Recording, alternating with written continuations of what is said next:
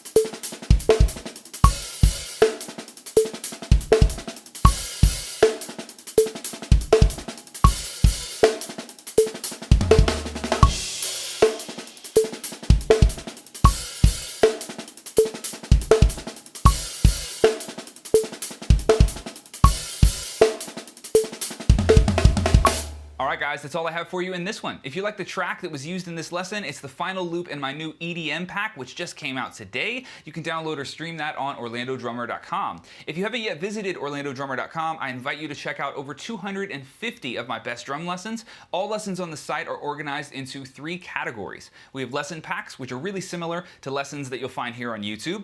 We have master classes, which are conceptual lessons designed to replicate kind of a longer private drum lesson experience, and single lessons, which are all of your rainy day licks, grooves, patterns, and other quick ideas. You can individually buy any lesson on the site, or you can start an all-access membership, which gives you instant access to all 400 lessons and loops on the site. Thanks for watching, guys. I really appreciate it. Adam here, the Orlando Drummer, and I will catch you in the next lesson.